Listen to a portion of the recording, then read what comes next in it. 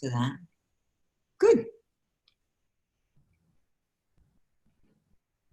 So just admitting everybody now.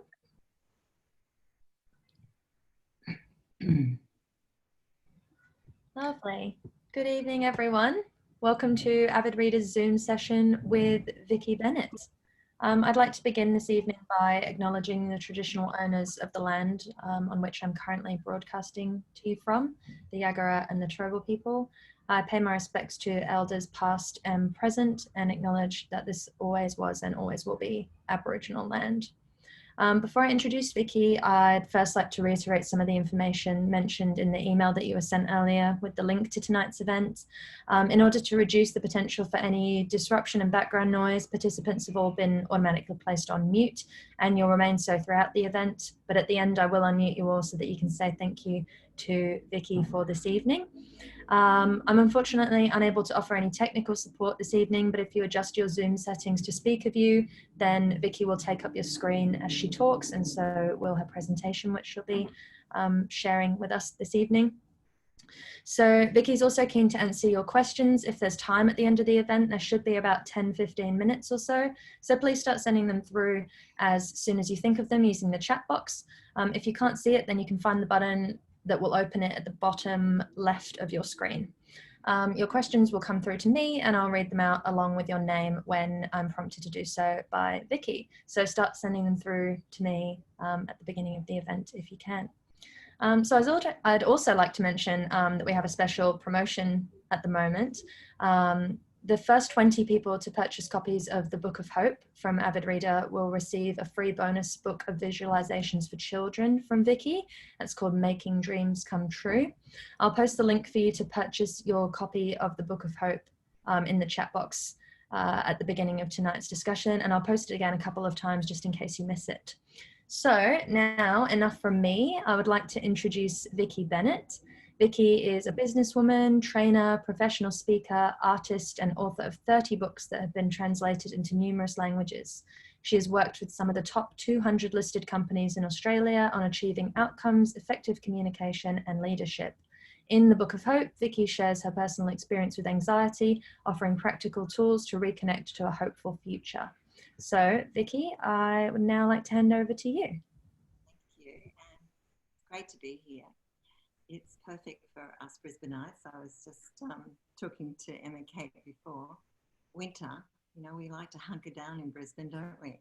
So I would gather that I have some friends here that have Ugg boots on. I'm not the only one that is warmed up on my feet. So it's great. And isn't it terrific that Avid Reader is creating this environment where we can hear authors and speak to them and also, you know, just do our stuff while we're doing it. It's just remarkable. And how good are we at Zoom? How good are we now at connecting? It's brought our skills level. COVID certainly has improved a lot of our skills level about communicating in different ways, which is fantastic. But I'd like to start by talking to you a little bit about my journey to this book. I've written a lot of non-fiction books, and I've also written some children's book. I'm going to share my screen and just give you some of the covers that I've read that I've read and written. I've read them lots of times, I can promise you that. Okay. Vicki, sorry to interrupt you just for 1 second. We've had a couple of guests messaging saying that they can't hear you very well. So if you could perhaps speak up a tiny bit, then that would be appreciated. Thank you. Let me just see if I can make the volume a bit louder. Okay. Yes, how's that? Is that better? That definitely sounds better from my end. Okay. Yeah, I'll let you know if I have any more comments come through. Thanks. Sorry for interrupting you there. So what I wanted to show you was the some of the covers of the books that I've written over the years. I started off with Program to Succeed, Queensland Made, a very younger version of me there, looking very perky. And that was about just how I felt about how we could be better and more alert as people and as individuals. And I've written a lot of books that came from that. I've also written some books for children. The Little Stowaway is one of them, and Two Pennies, and that's in French, Deux Pennies, that has also been published in French. And I've written and co-produced a documentary, Never Forget Australia, which is shown every Anzac Day and every 11/11 on SBS. And I'm very proud of that because it's a story about my dad and about the things that happened as a result of the love between two countries after World War I.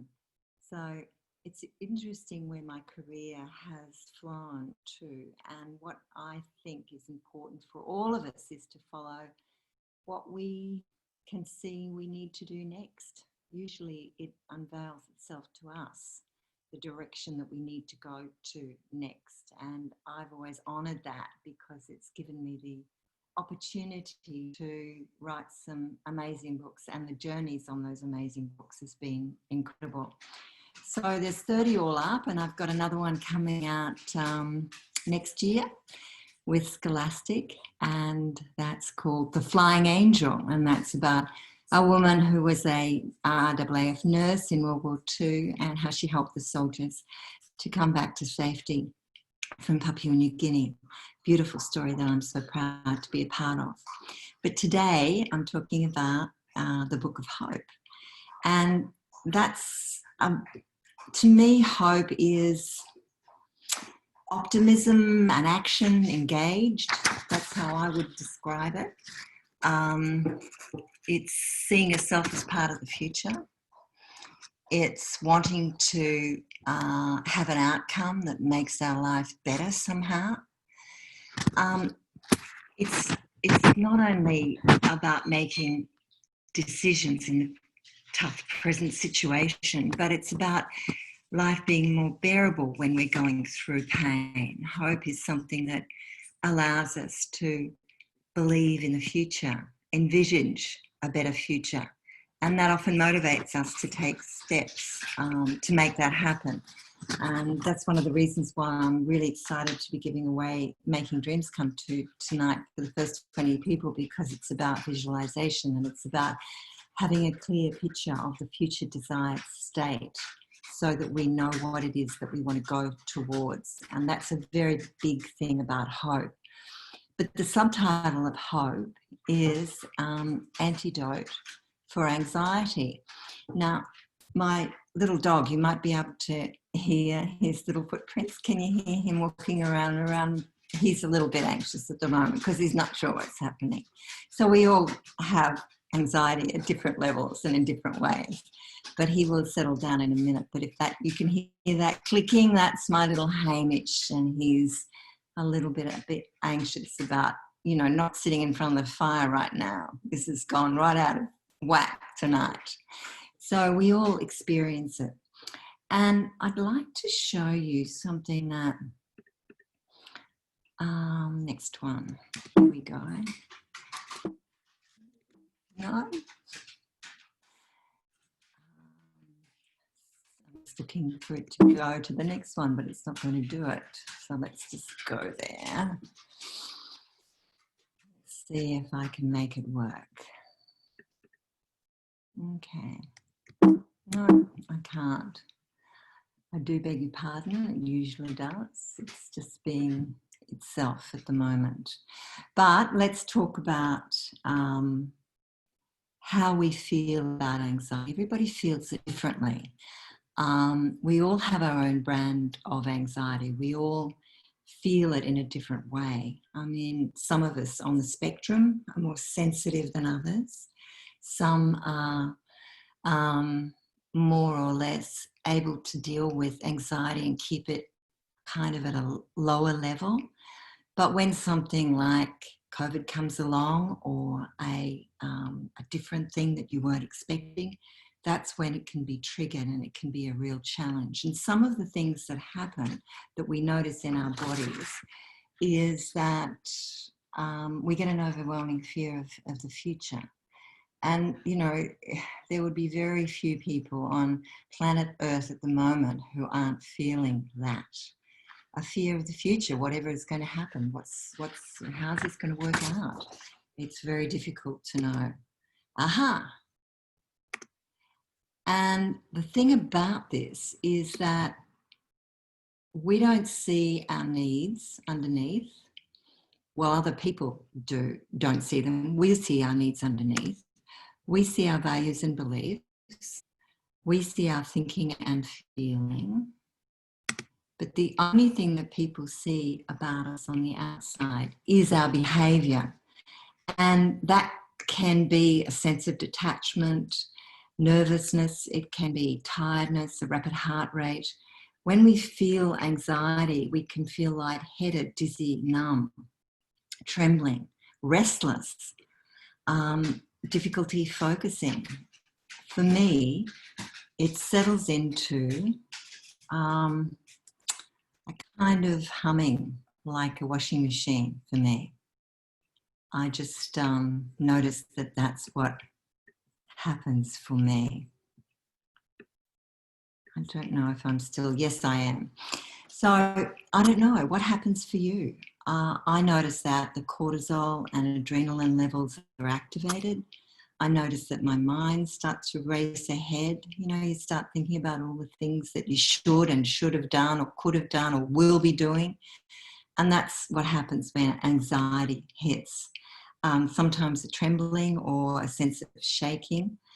And it's no wonder that when all of these things happen, and I often say, I was saying to my girlfriend the other day, I'm fine with 1, 2 or 3 things happening at once that are out of my control. But when number 5 hits, I don't know about you, it just becomes almost overwhelming. And I don't think anxiety is something that, I think everybody feels it. I think it's part of our life in 21st century living. It's not necessarily something that we should be afraid of. It's something that we need to embrace and understand that we can manage how we feel from how we feel. And we can do that in different ways. So let's see if I can get the screen up again. Yes, it's just a little bit trickier than I thought. Here it is. Here we go again. The rabbit hole. And when we get down the rabbit hole, we get into the fight, flight, and freeze response. And we can often linger there even when a challenge is passed. So we meet a deadline. We actually enjoy speaking on Zoom. We clear out our inbox. We get a contract signed, or we get everything done on a to-do list at home, which is speaking. But the response often stays in our body and lingers there a little bit longer than we need it to. So anxiety is really interested in the fact that it sometimes lingers for us. And when our ancestors, I'm just reading from the book here, when our ancestors were experiencing fight, flight, freeze, we had the opportunity to relax in between, and so did they. They used to just, hunker down and not do anything, not go out and hunt and gather and all those things. But we have a tendency to keep going, push ourselves through it, keep going and keep doing things. So what kept our ancestors alive is killing us slowly in a sense, where our ancestors were able to put aside anxiety to rest until the next battle or event. Because of the fast pace created by technology and our own high standards and our own need to get things done, we feel we're never quite free of big or incremental change. And that low to high level of anxiety associated, it becomes underneath, like that washing machine effect that we sometimes feel, that kind of buzzing that we have. One of the things we need to be very mindful of is comparing apples with apples.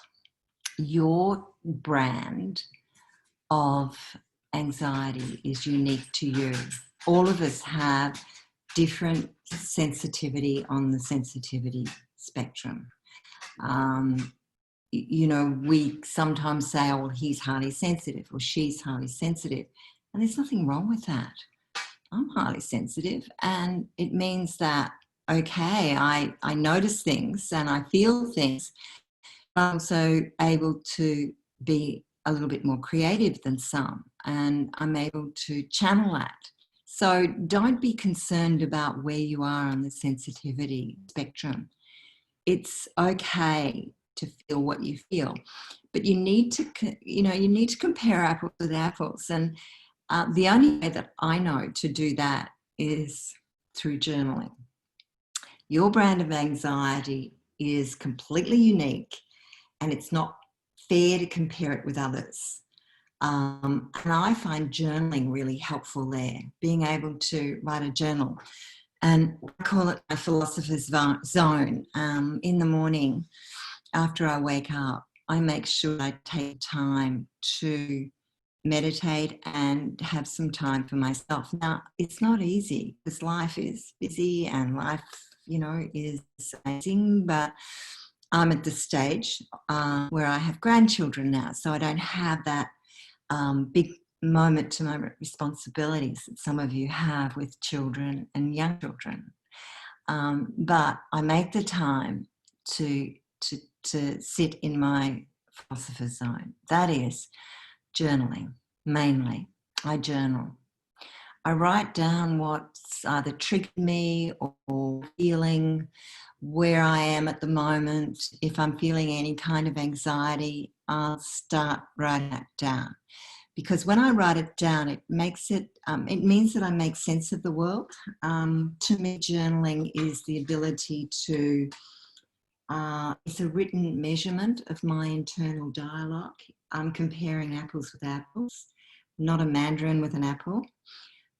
It gives me my progress in black and white, especially if you've been through a lot of stuff. You can look back a month in your journal and see what you were writing then, and you think, I have made a little bit of progress with that. I think that's really important, to be kind and generous self and notice when you've made incremental change or growth. But unless we're writing it down, and I'm not making it sure, I find it really lovely. I guess the flow of it, it's a bit like, I don't know, it's a bit like walking. We're all walking more now than we ever were before. There's a flow to it. There's a mesmerizing kind of simplicity to it, which is soothing, self-soothing. And I find writing, I have a pen that I use, which is a soft pen. I don't know how to explain it other than that. It's just a beautiful soft pen. So when I'm writing, I just feel if I can write down where I am in terms of anxiety, or where I am in terms of what's challenging me at the moment, it enables me to have a real insight into that internal dialogue, that self-talk. Because when I write it down, I get it on paper and it seems, I don't know, less. What was it that Leonardo da Vinci said? He said, as an artist, even again, he moves away from a painting, and so that he can see the perspective from further away, and he moves away to the point where he can't see it. So when he comes back again, it's fresh and he can see it more clearly. And I think that when we write something down, we have more of a perspective of what it is that we are feeling or thinking. And for me, I talk through my journal. I allow the space to have a dialogue about what's happening. Journaling fleshes out the creative ideas and is a gateway to thinking more creatively. For me, what does it do for you? I really encourage you to do that, even if it's a paragraph a day. We love achieving little tiny things, and doing that for yourself every day can be very freeing and tremendously soothing. Oops, no, it's not going to go again. Yes, journaling for the creative spirit. Resilience. I'd like to talk about that next, because we're building resilience right now. we have been building resilience for several months now. We have had success with it and not success with it. There have been times when everything's been overwhelming and we don't feel like we're building resilience, but I promise you, in those overwhelming times, we're also building resilience. And it gives us the capacity to just bounce back more quickly. And it also creates opportunities and more coping skills. And also the concept of being able to believe without the evidence. I think that's what resilience does more than anything else. It gives us that understanding that no matter what happens, we can bounce back. And something that was really interesting in my research about resilience was that we are built to bounce back naturally from difficult situations. The human condition is incredibly robust. What keeps us from this durability is believing that we are not naturally resilient. Some of us come from backgrounds where we've been taught to believe we are weak or fragile and need looking after. But we're not. We're actually not.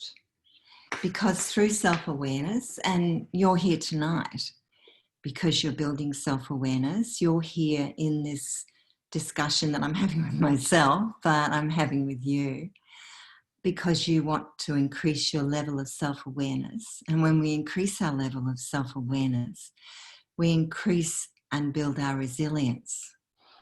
It also happens through mindfulness, just being mindful of the moment. It's very easy to jump ahead. What will happen if this happens, or what will happen if that happens? But by staying in the moment, this is the best moment you can ever have. And, you know, that's actually true because you don't know about the future. And I think now is, as Eckhart Tolle says, is the moment of power. Self-care, resilience, if we care for ourselves, and you're here tonight caring for yourself, big tick.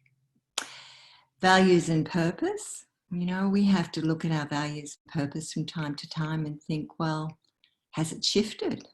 I think everybody's values and purpose has shifted in the last few months. We value family so much more. We value time at home so much more. We value a whole range of things, walking in the park so much more. We were given that opportunity to slow down, which we weren't obviously going to give ourselves. And that's part of our purpose, isn't it? And we build resilience through having positive relationships. And we do that by listening more, being more of an effective listener. If you have children, listen, listen, listen, listen, listen, listen, listen. That's all I can say. If you have grandchildren, it's easy because they're incredible. They tell us stuff that just is mind-blowing. But we don't always listen to our children as much as being able to, having the privilege of being able to listen to grandchildren is pretty amazing. So one of the things that I think we need to do to build our resilience is to welcome raw resilience. And to me, that's the antidote for anxiety, is to sit with it. So if I try and notice it as soon as I can. I try and notice where I'm feeling it. If I'm feeling it in my chest, if I'm feeling it in my gut, I then go to where that feeling lands in my body. Now, I have girlfriends that say to me, that doesn't happen for me. And I appreciate that not everybody has the ability to find in their body what they're feeling. But if you can, go to the part of your body that you feel it and sit with it. the thing that I've learned about anxiety for me is to sit with it and make friends with it. I mean, just sit with it and feel it, feel the feeling. Not get distracted and try and fill your life up with doing something to try and stop it. Just honor it, because anxiety tells us things. It tells us how we're feeling. It tells us what's happening. It tells us how we're reacting to stuff. So for me, I try and notice it early. Sometimes I don't get it early. Sometimes it just accelerates with the washing machine's happening. And then I still sit with it. Just sit with it and say, it's okay, baby. We're fine. I'm here. I'll sit with you for as long as you need me to. I'll honor it. And I know it might sound strange, but it's made a huge difference for me in dealing with anxiety. This is a quote that remains nameless. Talking about emotion gives us freedom. Feeling our emotion gives us liberation. For me, it does. To me, that's a form of self-soothing, and that self-soothing is a hero's journey. If we allow ourselves to go on that hero's journey, it's, you know, I don't know about you. Did you learn how to self-soothe as a child? Did you know how to take yourself up in the room and, you know, calm yourself down? Not many people have been taught how to do that. I know my daughters do that very well with their children, and I watch it with admiration. I certainly wasn't able to teach my own daughters that, but I certainly watch how my children do it and admire that. So there are lots of things we can be grateful for. And here's a few of the things that I am grateful for. Schools, teachers, clean water, food, medicine, memories, sunrises, sunsets, community, relationship, art, music, passion, creativity. I think one of the things that gratitude can do is bring us back into the current moment. And when we are in the current moment, gratitude is something that can allow us to do that. So here's some tips that I talk about in the book. Slow everything down, walking in gratitude. Appreciate your surroundings. Slow things down. Soften towards yourself, your families, your friends, your colleagues. Thank other people for the smallest of kindnesses. And forgive yourself. Be gentle on yourself.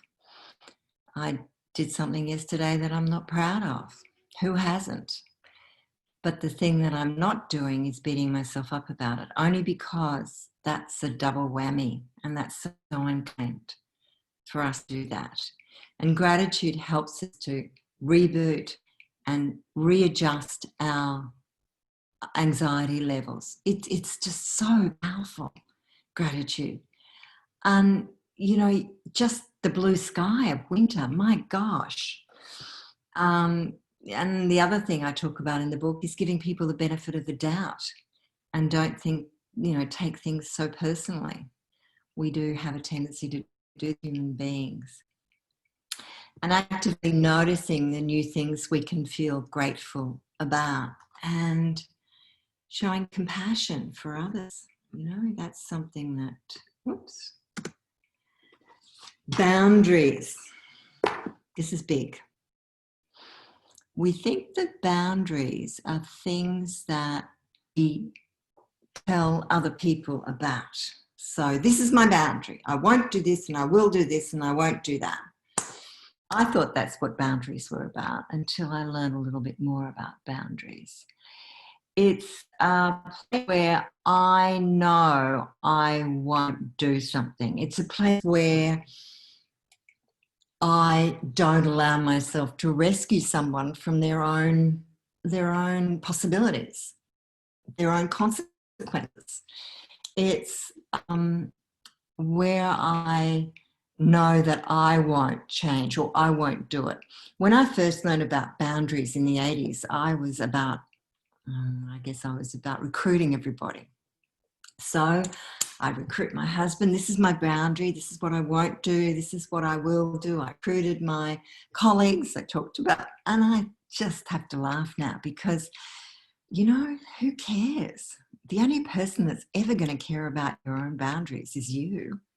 So you have to be very clear about what they are. You have to be very careful about how you create boundaries. It's not about recruiting other people because, when they're in a situation where they're feeling fragile or triggered, the last thing they're going to think about is your boundaries. That's our job.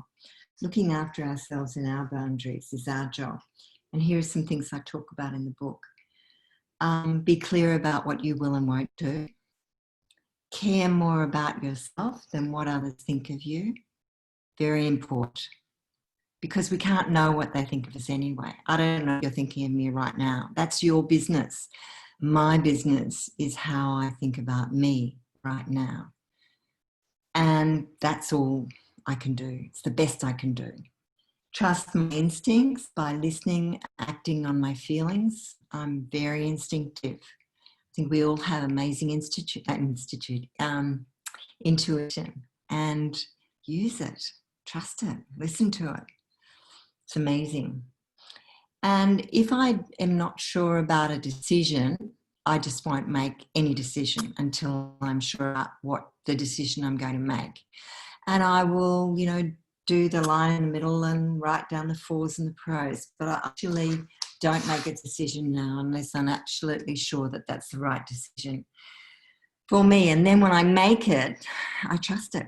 I don't say, oh, did I think? No, I trust it because that's where anxiety can come in and really weaken your intuition and not be too hard on yourself in the learning process. The thing about anxiety is that a lot of us are pleaser or pleasing people. We like to please others, and that's what the human condition is. Like people to appreciate us and like us, but we can't be people pleasers. We can't, because we can't even know what it is that they're doing or wanting. So how can we possibly know how to please them? We can only do what really reflects what we need for ourselves at that point, and that's a boundary. The other thing about boundary that I like, and I like this because I think we all get caught up a bit in this, find a place for privacy for yourself. We don't have to share every thought with everybody else, because I think we can really, our anxiety can really get out of hand when we look for approval, when we look for people who are going to, we've explained everything to them, they've got to understand, and why aren't they treating us like we want? Because we explained it to them, but we can't expect that. The boundary that we can do and have is the one that we say, I'm good enough, I have enough, and I do enough. I'm good enough, I have enough, and I do enough. I don't know about you, but whenever I say that, my anxiety level diminishes, calms down. Because in fact, it's all true. You are enough. You do enough. You have enough right now, right at this time. So boundaries are really important. I think we also need to find out what our triggers are. Mine is number 4 down the list. Where's yours? Sometimes I don't feel worthy. Crazy, I know. And which one do you have? You might have more than one. Does not being able to be in control trigger you? Being left out, does that trigger you? Being blamed or disrespected? These are all the cause of triggers that we have in our life. And we have some favorites there. Yeah. And the interesting thing about triggers is that they are a sharp emotional response, transporting you back in time to a feeling associated with an event or a person from the past. A word, a thought, a memory can cause a negative emotional response, which can be expressed as fear, sadness, panic, hurt, anxiety, anger, insecurity. Trigger very personal. Different things trigger different people. Triggers can happen at any time, in meetings, in social situations, whenever there's an interaction with another person. I found a way for me of dealing with triggers. When I notice that I'm triggered, and usually I have a physical reaction to it, it's almost like, ouch, ouch, that hurt, or ooh. And you can never think of the right thing to say. You always do afterwards. But triggers are things that can shoot us into anxiety in a heartbeat. And I think one of the things that I found really helpful was to notice where it hits in my body. And usually that's in my chest. Notice that and just try and stay with that. Try and not ditch, my chest. Not try and, have that automatic response. Just say, it's okay, it's okay, it's okay. Not out loud, but obviously, but, it's okay, it's okay, it's okay, it's fine. This is a trigger, it's okay. And one of the things that I do is I sit with it. Try and go away from the area. Not always possible. But I've worked with people in the corporate scenario, and I've got some of my corporates here tonight, and, you can do it in a meeting. You can sit in a meeting and still sit with that feeling and honour it while you're still in the room. If we go to outside of ourselves, where we're trying to control the environment, or trying to control the person that created the trigger, or that was the messenger of the deliverer of the trigger, not work. So I notice where it lands in my body. I sit with it. And I try not to attach a story to it. We attach stories to all of our thoughts, and we look for evidence that we're right, So I feel blamed right now. There's one on the list. I feel blamed right now. This person is blaming me. And then we get a story attached to it about why we feel that way. I just really suggest that you stay just with the feeling, not with the story, because the story is going to take you nowhere, give you nothing, and as I often say, it does buy you a drink. It's just not taking you anywhere that's healthy. So the other thing that I use is Byron Katie. Now, there's some of you out there who know about Byron Katie. She's one of the people who has offered ways for me to reduce my anxiety. And she has some questions. These are the questions that she suggests. So if you start getting anxious about something, you're anxious about something that someone else has said, and you're saying it in your mind over and over again, she says, ask yourself the question, is it true? Absolutely true. I'm feeling it. Hey, yeah. But no, is it the absolute truth? So if you see Jenny is giving me a hard time, is that true? Yes. Is it absolutely true? Well, no, it's not absolutely true. She also does other things as well. She's not just giving me a hard time. The next question I find very powerful. How do you react when you think that thought? Well, I lose my power. You lose your power. When you think that person is doing something to you, we lose our power. We lose our ability to effectively operate. And then the next one is, who would you be without that thought? And often Byron Katie says, what if the opposite was true? Just give yourself opportunity. And then she talks about turning that thought around. And I'm not going to talk anything more about Byron Katie because I don't have the space right now to do her justice. But I would really encourage you to look her up on www.thework.com, and her worksheet is a marvel. I've done hundreds of her worksheets when I get stuck about something that somebody else has done that's causing me anxiety. Holy moly, does she know how to bring you off that ledge? Because it's all about self-talk, isn't it? We talk to ourselves all day, every day. We have conversation with ourselves about what's happening around us. And self-talk is that internal dialogue. It is influences the subconscious mind. It reveals our thoughts, our beliefs, our actions, our ideas. Our self-talk can be positive and negative. It can be encouraging, it can be distressing.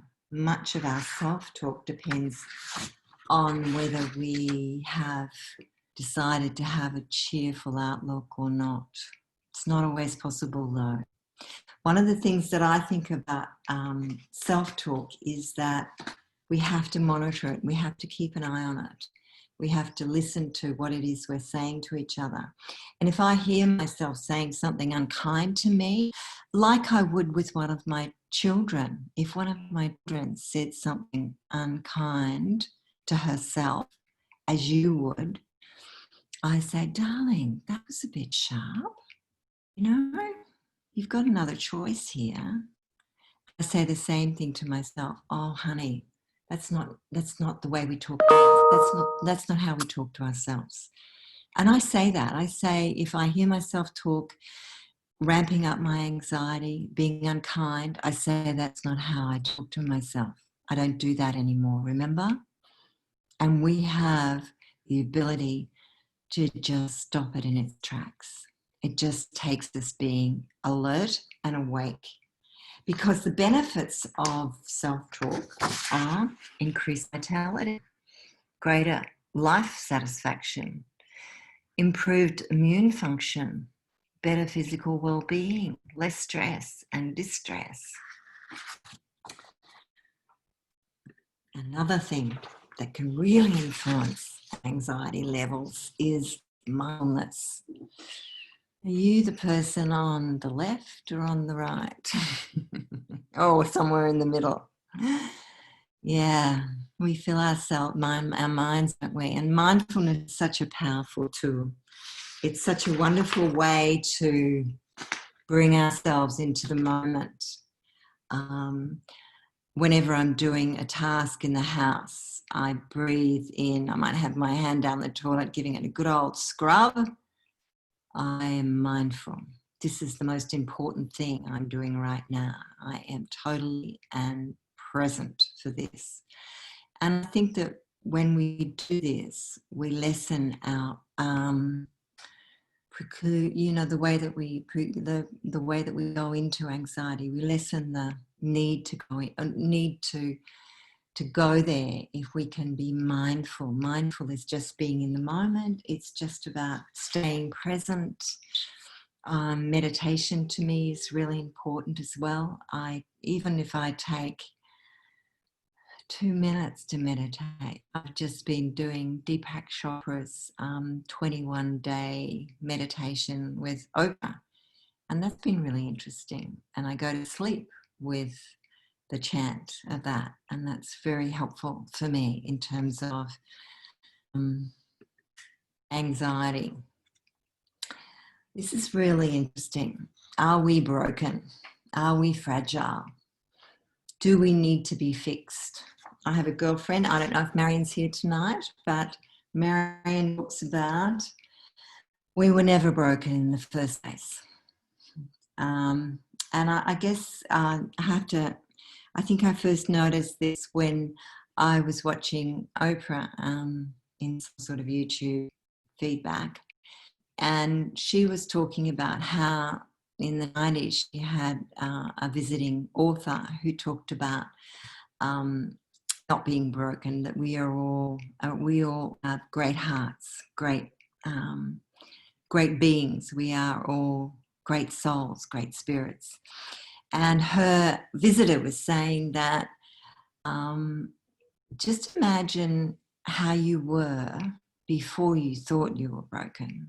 Like, take yourself in time to wherever you were. He said, go to where you were about 4 or 5 and imagine you're an adult and you're standing outside the window. And I go back to Geelong in Victoria and I stand on the rubbish bin. I look through the window and there's little Vicki Ann McGregor, and she is not broken. She is joyous and happy and beautiful and gorgeous and fabulous. And I noticed that. I noticed that I still had those things inside of me. I still have that we are still inside of us, that still fragile, beautiful, gorgeous, wonderful person. And every now and again I go back and do that visualization because I want to bring that natural cheerfulness that you have as a small child back into life. And I think that's a very warm and wonderful thing to do, as well as being kind to ourselves. Always be a little kinder than necessary. In recent times, we've seen kindness in action. We all stayed at home. I was surprised, were you? I was amazed at how Australians, Aussies, here we all are, really strong characters, were all at home, following the rules, doing what was best for all of us. Boy, what an act of kindness. Those empty streets, you know, people were saying, oh, but the streets are empty, it's terrible, it's awful. And I said, no, those streets are full of love. That's the love we have for each other in action, because we've chosen to stay home and manage this virus. It was the most unbelievable example of kindness that I have experienced in recent times. Visualization. I'm a great believer in visualization, and the reason why I'm giving you away for the first 20 people who buy the Book of Hope from Avid Reader over the next few days. This wonderful book that I wrote ages ago, because there's this amazing picture of me on the back, very much the younger version. But the reason why I'm giving it to you is because there are some beautiful visualizations in it for kids. And as I say on the cover, it's for children between the age of 1 and infinity, because we all need to visualize our future desired state. Do you in the mirror and see the line like that kitty cat? I don't know, any of you cat lovers out there? I think that's how my cat sees herself, certainly when she's on my lap. So visualization is a really big part of hope for the future and dealing with our anxiety, as is connecting to our inner world. And I want to finish on this. This is really important. We all have an inner life. I remember watching TV one night and Nicole Kidman was on there talking, I think, to Graham Norton about her inner life. And I thought, oh my God, if she's got an inner life, I want one too. Not realize we'll have an inner life. That's the way we talk to ourselves, the way we dream, the way we think, our emotion, our fantasies, our spiritual practices, our capacity to love, our sense of purpose. That's all our inner life. These are the things we contemplate in our own inner world. And it's important to honour that inner world from time to time. Here are some pictures that I did for my book, The Book of Hope. My publisher, Bulong Press, said to me, I don't know about you, but I didn't actually realise this. But when we write a book, it starts on the right-hand side of the page. So we had a lot of blank spaces over here when the publisher did the typesetting. And he said, look, you're an artist. I want you to, just rustle up a couple of pictures. So I did. I thought the Book of Hope. I did a tree, and on the tree there were all of the chapters that I had, and I showed it to one of my daughters, and she said, very close, but not the cigar. I said, what do you mean? She said, it's the leaves we want to see. So there they are. There are the leaves. And let's not forget what the planet desperately needs right now. Healers, peacemakers, restorers, storytellers, and lovers of all kind. If you're a storyteller, start writing your story today. Just, get your phone, talk your story into the phone.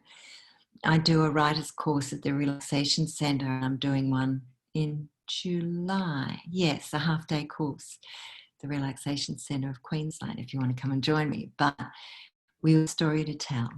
And I think it's a good idea as a therapeutic way of dealing with anxiety to start writing our story, no matter what it is.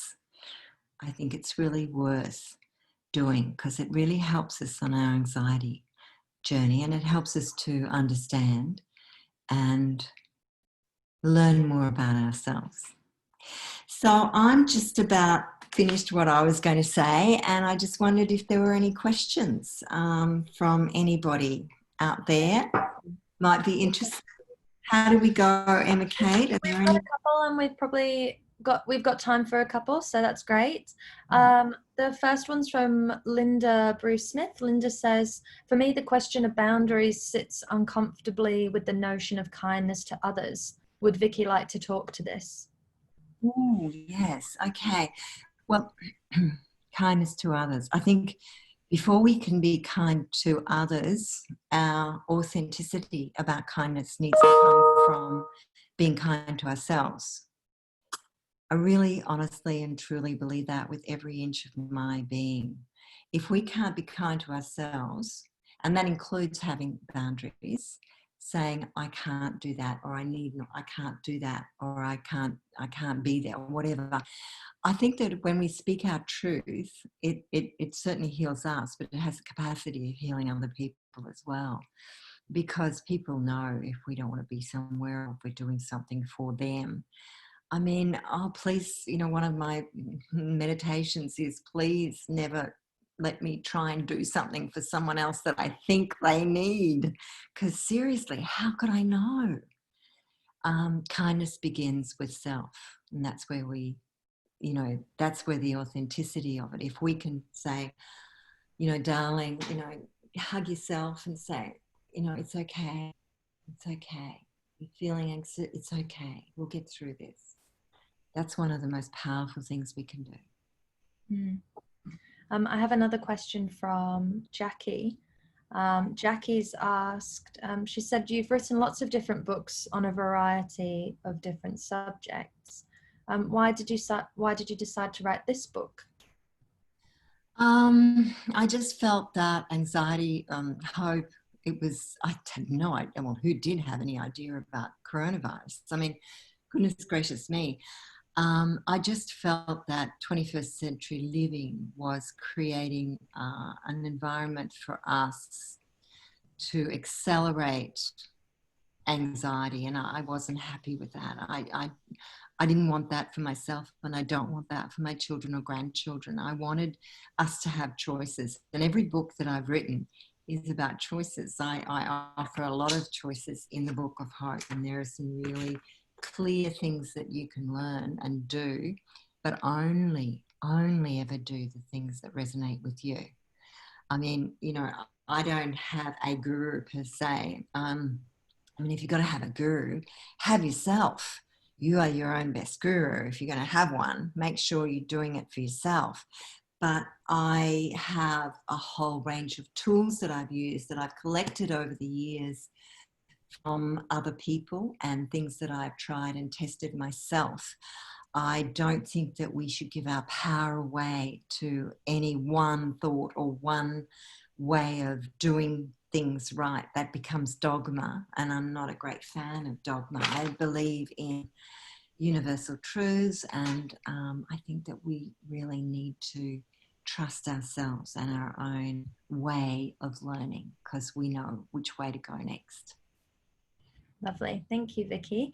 So we're just about out of time for this evening, so I think it would be a good time for me to unmute you all and say, join me in thanking Vicki for a wonderful discussion tonight. So I'll shortly be taking you off mute. I'm going to send you the link to purchase the Book of Hope again there in the chat box. So if you haven't got your copy yet, there's a reminder for you to grab it via Avid Reader.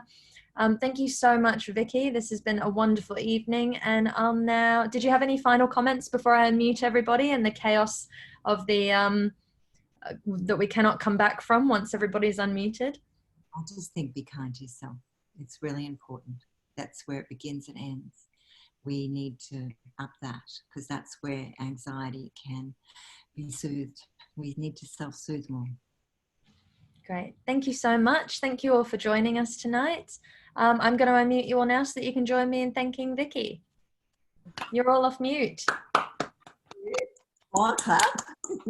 Can we see everybody? Emma Kate, can you put everybody up, or it doesn't work that way? Yes, it should be. I'm just on. No. You can put them on gallery view now. Yeah. In the top right corner, so I can see everybody now. Excellent. But some people have chosen to turn their cameras off, but you can see everybody who's here. This looks like somebody stayed on mute, weirdly. I'm pressing unmute. Maybe they've chosen to have their remain muted. But thank you all again for joining us. Thank you so much, Vicki. Thanks for the opportunity. Have a lovely evening, everybody. Everybody. Thank you. Bye.